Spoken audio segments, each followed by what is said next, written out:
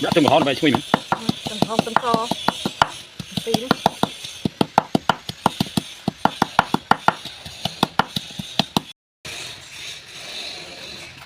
Tôi nói thay đầy định nữa.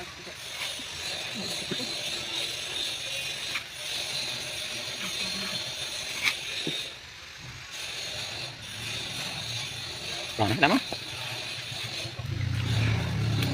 Bây giờ còn những cái ở nơi cột quạt, giờ mình ở ngoài đây để cái này.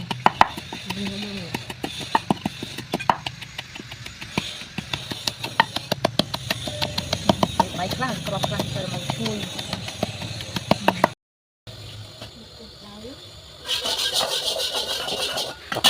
Ok, mình khó đấy nè. Tôi ta các cuộn.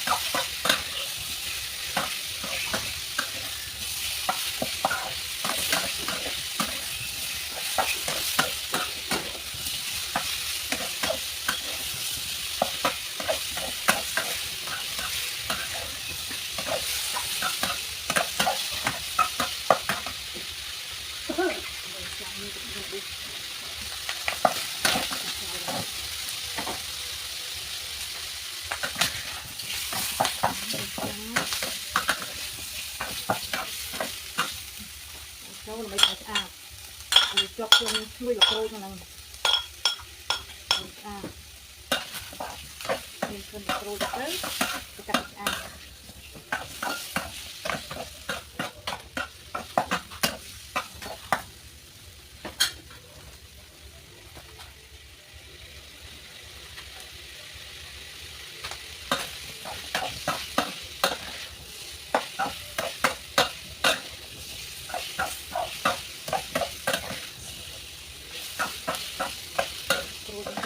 nuôi ôi cho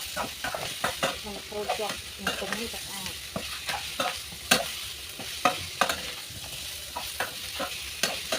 bây giờ chẳng qua người ta không riêng với viên hoa tập rồi tới chạy được từ cho con rồi con con bây giờ tập ăn nó bán nó giờ tập lên tới tôi thấy được tại cha lại cần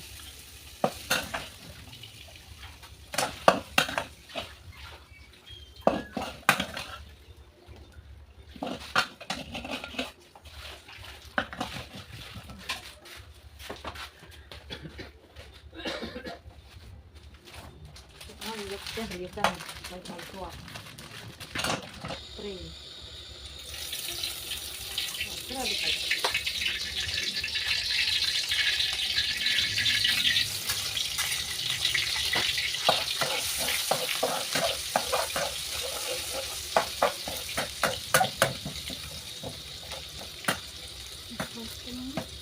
có một chuối làm việc là trường khô cái xa trường tống gì nó sẽ kêu đây là tôi khóc nhận tích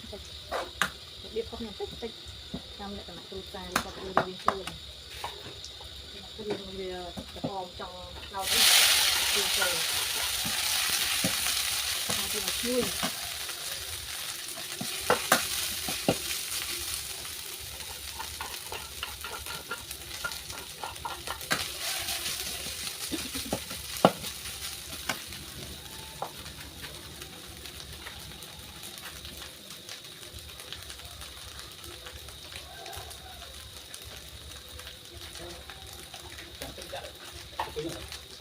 bờ rừng rừng tới cái cho bao nhiêu chạy rừng lại được rồi việc là chui cái loại chui được cả được trụ một trụ thôi không đi chơi rồi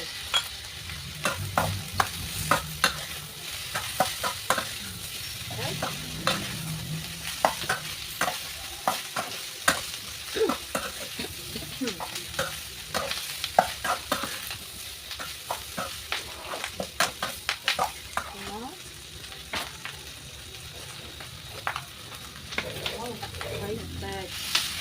mang nữa mà qua thế anh nó 20 trong chứ ok như đặt ngang như thế trong cặp ria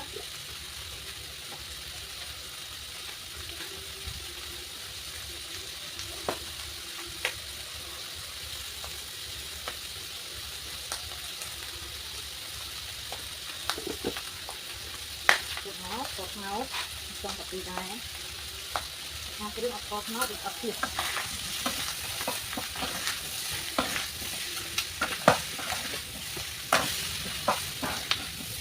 ôi chui chết lại nó đưa một cái bên trong một tết ria đó đấy ngoài trái về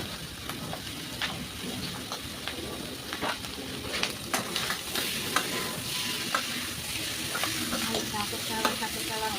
krim một muôi karena mau sedikit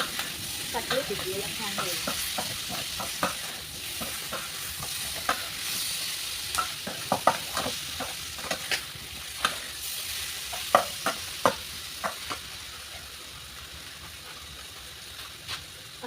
apa này vậy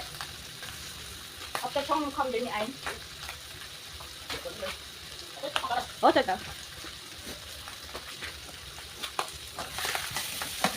với những bọc cái khác chẳng mơ con bảo hốt ta thì nó ba với con to này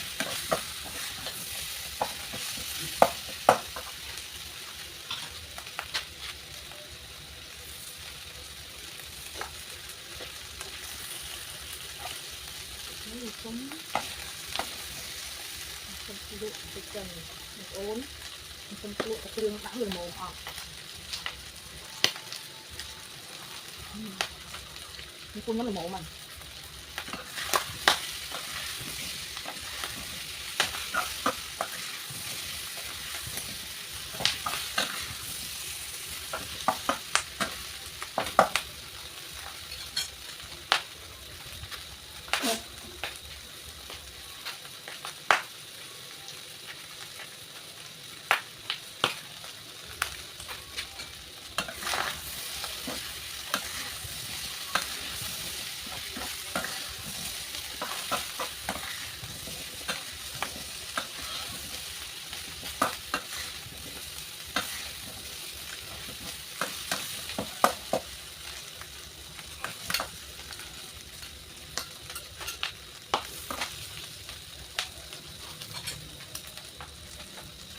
đó đuổi lại kia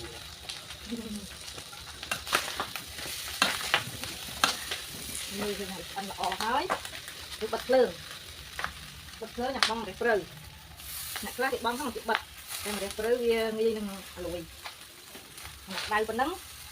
từ cloud này cô lại máu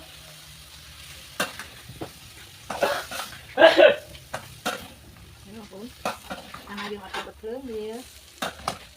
vào cái hộp lui rồi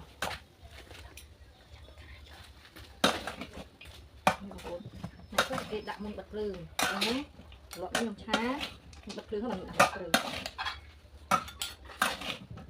គឺនៅឈ្ងុយនៅស្រស់ខ្លះចំពុកនេះគឺស្រស់ឯត្រូវ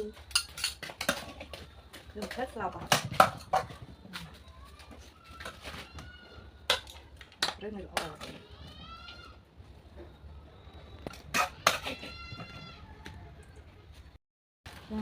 ឆាគ្រឿងរបស់ខ្ញុំរួចរាល់បងប្អូនឆាគ្រឿងទុំចាអរគុណជម្រាបលា